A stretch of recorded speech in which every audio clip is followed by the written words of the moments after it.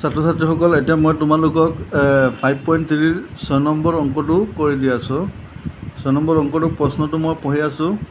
এটা এপিৰ প্ৰথম পদ আৰু অন্তিম পদ কি দি আছে? প্ৰথম পদ আৰু একেবাৰে শেষ পদ।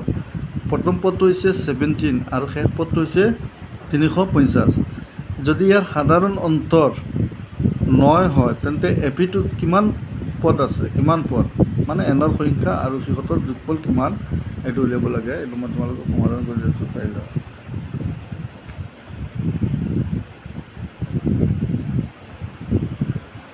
প্ৰথমতে আমি ইয়াত কি দি আছে এইটো ইয়াত লিখিলোঁ, নোট কৰি লওঁ আমি এইটো কি দি আছে। চোৱা, প্ৰথম পদটো নিশ্চয় দি আছে। প্ৰথম পদ দি আছে কিমান?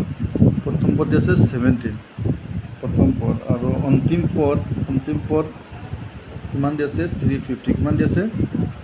ইয়াৰ সাধাৰণ অন্তৰ কিমান দি আছে? d = 9।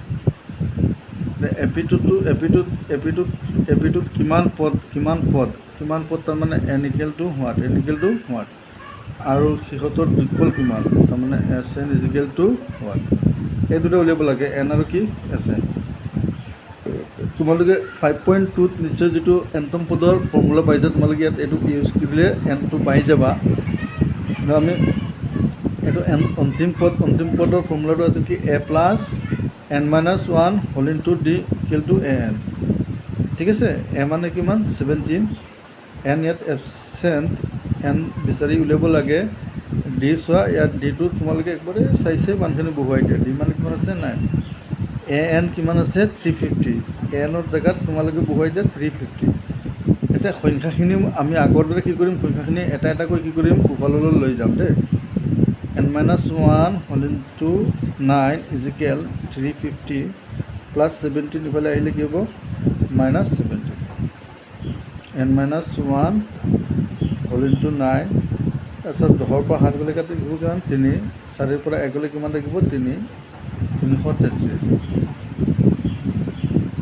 তাতে আমি এইখিনিক 9ৰে ভাগ কৰিম। এইটো 9টো পূৰণ হৈ আছে, 9টো আমি সোঁফাললৈ লৈ গৈছোঁ। পূৰণ হৈ থাকিলে নিশ্চয় কি হয়? হৰণ হ'ব। n - 1 ভাগফলটো মই কাষত দেখুৱাই দিছোঁ।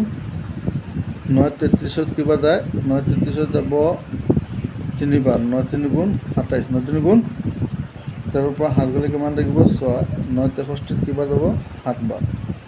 তাৰমানে 9 দি আমি যদি 333ক কেঞ্চেল কৰোঁ তেতিয়াহ'লে কিমান পাম? 37। ঠিক আছে। এতিয়া চোৱা, কি আছে ইয়াত? -1 আছে। n ৰাখি -1টো স্থানান্তৰ কৰিলে কি হ'ব? প্লাছ হ'ব। 37 আৰু 1 যোগ কৰিলে কিমান হ'ব? 38। ইয়াত আমি পদৰ সংখ্যাটো পাই গ'লোঁ। পদৰ সংখ্যা কিমান লৈছে? 38। এতিয়া এই 38টা পদৰ যোগফল, 38টা পদৰ এটা যোগফল উলিয়াব লাগে। যোগফলৰ ফৰ্মুলা হৈছে Sn = n/2। অন্তিম পদ দিয়া থাকিলে আমি চুটি এটা যোগফলৰ সূত্ৰ আছে, এইটো হৈছে কি? a + an, এইটো লিখি দিলে হ'ব। যিহেতু ইয়াত অন্তিম পদ আছে, অন্তিম পদ থাকিলে আমি আগৰ যিটো মানে অলপ দীঘলীয়া সূত্ৰ সেইটো নিলিখি এইটো লিখিলে হৈ যায়। ইয়াত n চোৱা, n কিমান দি আছে? 38। n কিমান দি আছে? nৰ জেগাত 38 বহুৱা, ইয়াত 38 বহুৱাই দিয়া। ঠিক আছে। m মানে কিমান ইয়াত? 17 আৰু n মানে কিমান? 350। 2 38ত কিবা যাব? নিশ্চয় 38ৰ আধা। 2ৰে ভাগ কৰা মানে কি? ½ of 38 হ'ব দেই। 38ৰ আধা কিমান হ'ল? 19। এতিয়া এই দুটা সংখ্যা যোগ কৰিলে কিমান হয়? 7, 5 1 কিমান হ'ল? 6, 367, 360। এতিয়া আমি এইখিনি মাল্টিপুল কৰিব লাগে। 367 × 1 9, 9 × 7 = 63, 3 থাকিল কিমান? 6, 9 × 6 = 54, 6 কিমান হ'ল? 60 থাকিব কিমান? 6, 9 × 3 = 27, আৰু 6 যোগ কৰিলে কিমান হয়? 33।